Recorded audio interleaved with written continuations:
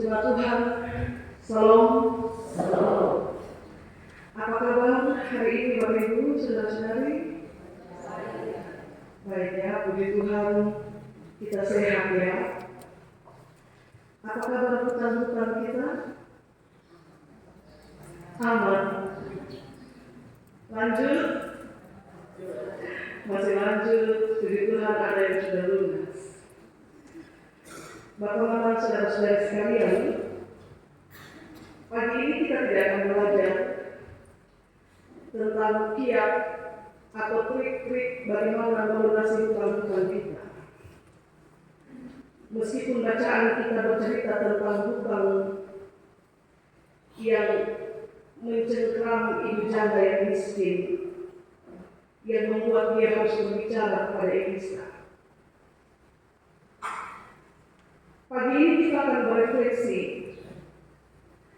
bagaimana Tuhan menyediakan pertolongan persis di saat-saat terakhir saat engkau berpikir sudah tidak ada lagi jalan keluar.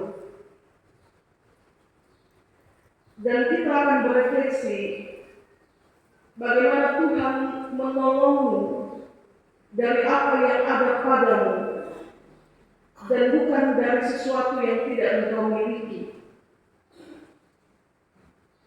Dan kita juga akan berefleksi bagaimana Tuhan mengizinkan engkau melihat mujizat terjadi dalam kehidupanmu, mengalaminya secara langsung karena engkau percaya terhadap apa yang akan Dia lakukan kepadamu.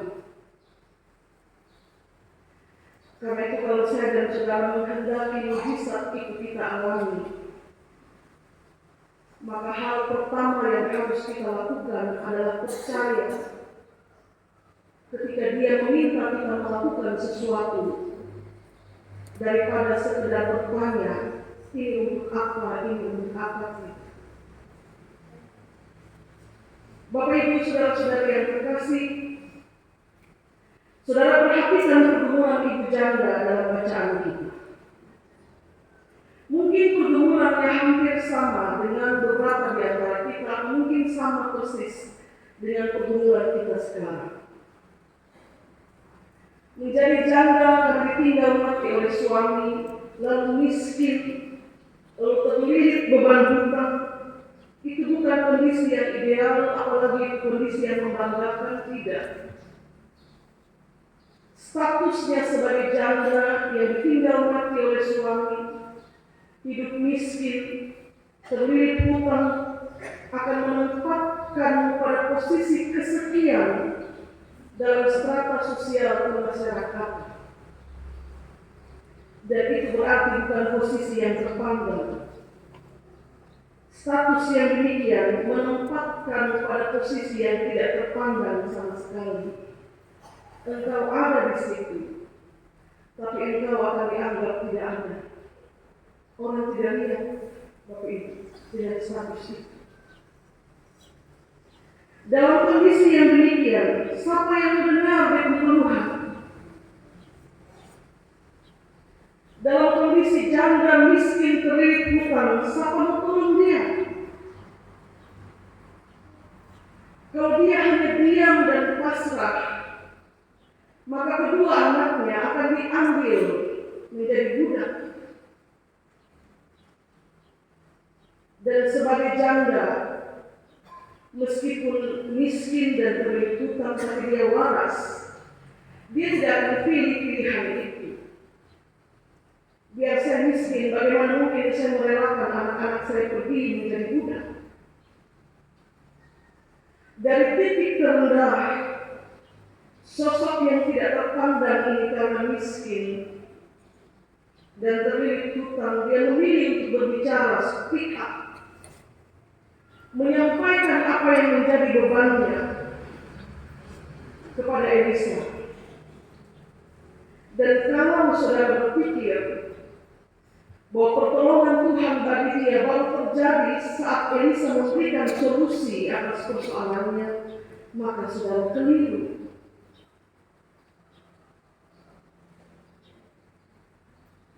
Ketika dia yang lemah itu punya keberanian untuk berbicara, untuk menyampaikan pergumulannya kepada Elisa, saudara pikir dari mana datang keberanian itu? Ada tapi dipandang tidak ada. Sekarang berani menghadap Nabi Tuhan dan menyampaikan pergumulannya. Tuhan sudah bekerja bagi dia sedari awal. Maka kalau engkau hendak terbebas dari beban pergumulanmu, engkau harus percaya bahwa Tuhan bekerja pertama-tama melalui engkau dan bukan dari yang lain. Bacaan kita bilang Tuhan bekerja pertama-tama melalui dia, bukan melalui Elisa pertama-tama. Dia berani untuk speak up, berbicara kepada Elisa. Itu pekerjaan pertama yang Tuhan buat melalui dia. Dan yang kedua, kalau saudara berpikir buli-buli yang menjadi sumber minyak yang akan dituangkan kepada bejana-bejana itu adalah milik tetangganya, maka Anda keliru. Karena bacaan kita bilang Elisa suruh dia dipinjam bejana dan bukan pinjam minyak. Minyak itu miliknya, meskipun jumlahnya cuma 1 buli-buli. Apalah arti minyak 1 buli-buli untuk bayar hutang yang jaminannya 2 orang anak menjadi budak? Dan dari minyak-minyak itu, buli-buli yang berisi minyak itu akan mengalir berkat yang mengisi bejana-bejana kosong yang dia pinjam dari tetangganya, dengan catatan dari Elisa, jangan terlalu sedikit, pinjam yang banyak. Bapak Ibu, kalau saya punya 1 botol minyak, saya tahu kalau saya tuang di 1 wadah, kalau dia habis, ya habis. Tapi kalau saya punya 1 botol minyak dan saya tuang dari 1 bejana ke bejana yang lain, manusiawi saya akan bertanya, dari mana itu yang lain? Dia terus mengalir. Kalau Tuhan hendak menolongmu, hendak melepaskan engkau dari kesusahanmu dan dari beratnya beban pergumulan hidupmu, Dia akan menolongmu dari apa yang ada padamu dan bukan dari apa yang tidak kau miliki.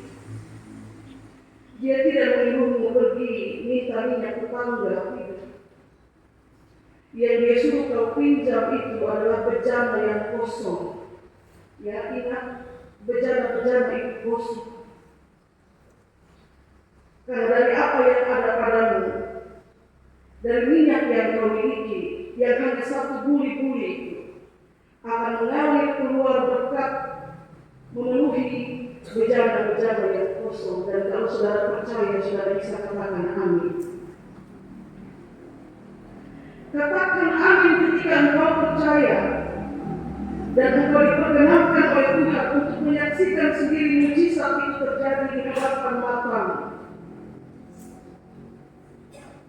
Dia dan kedua anaknya, Bapak Ibu, diperkenankan Tuhan untuk menyaksikan bagaimana buli-buli itu terus mengeluarkan minyak dari 1 bejana. Kalau penuh anaknya, seorang bejana yang kosong terisi lagi hanya dari 1 buli-buli, mengisi sekian banyak bejana yang kosong. Dan sampai tidak ada lagi bejana yang kosong, aliran minyak itu berhenti dengan sendirinya. Engkau yang susah, engkau yang butuh pertolongan, maka dimulai darimu dan olehmu sendiri pertolongan itu akan diberikan. Dan itu pasti. Karena apa? Karena engkau sendiri yang meminta dari Tuhan. Saya ulang sekali lagi, Bapak Ibu. Kalau ibu janda itu pasrah dan bilang saya sudah miskin, hutang ini terlalu banyak, biar kau ambil 2 anak saya, itu dia lakukan. Tapi karena dia masih waras, dia tahu bahwa jalan keluar pasti ada. Saya tidak mau anak-anak saya menjadi budak, maka dia harus berbicara. Anda harus terbuka menyampaikan pergumulan daripada hanya diam dan berusaha mencari solusi sendiri. Dan ketika pertolongan itu datang, karena engkau memintanya daripada Tuhan.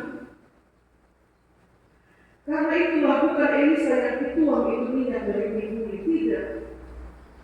Yang harus tuang itu minyak adalah ibu janda ini dan 2 anaknya. Kalian yang harus mengerjakannya.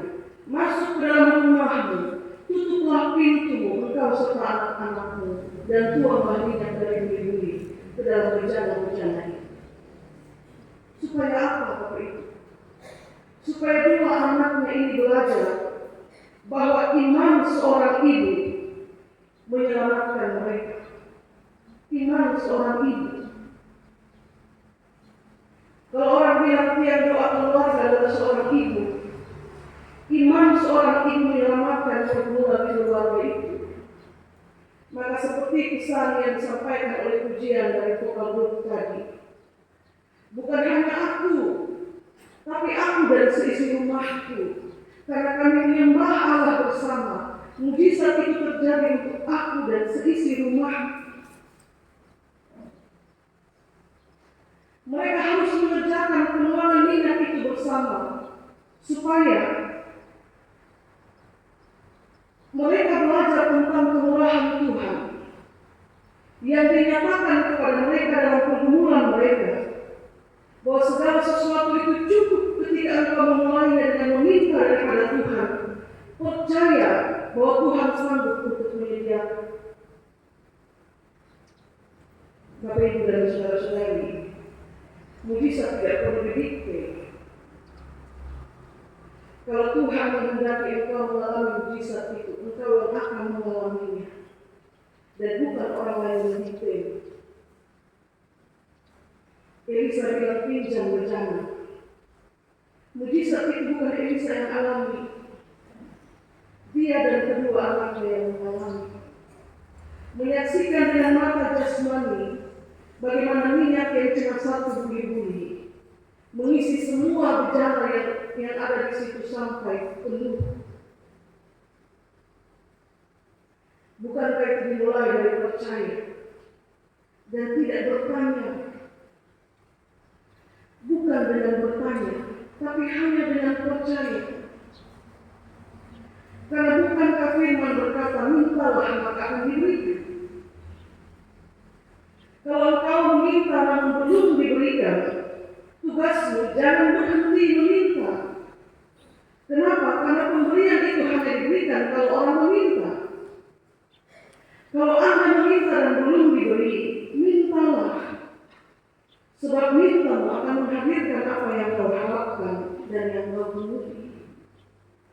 Kalau dalam mintamu kau berhenti, karena belum lihat apa yang kau minta dan kemudian engkau menyerah, bagaimana yang kau minta itu dapat dihadirkan? Beberapa orang berhenti untuk meminta dan kemudian mengatakan, hai percuma. Percuma Tuhan saya berdoa siang malam. Percuma Tuhan saya tikam lutut dan sungguh-sungguh berdoa, tapi Tuhan tidak kasih. Beberapa orang berhenti dan mengatakan percuma. Mereka lupa bahwa tugas mereka adalah meminta dan bukan memberi. Ingat Bapak Ibu, tugas kita meminta dan bukan memberi. Kita hanya diberikan kewenangan untuk minta, kewenangan untuk memberi tidak diberikan kepada kita. Kalau kita dikasih kewenangan untuk memberi, maka tidak usah kita minta. Tapi karena kita hanya diberi kewenangan untuk memberi, maka minta. Urusan menghadirkan yang kau minta itu kewenangan Dia yang memberi. Dan lihat apa yang pada akhirnya Tuhan sediakan bagi ibu janda, bagi keluarga yang miskin itu. Dia dan anak-anaknya menjual minyak-minyak itu. Dan ada lebihnya. Karena itu Bapak Ibu, doa Bapak kami itu bilang benar. Tugasmu berdoa dan minta Tuhan berikan kami yang cukup. Persoalan nanti dia kasih dengan minta itu hal lain.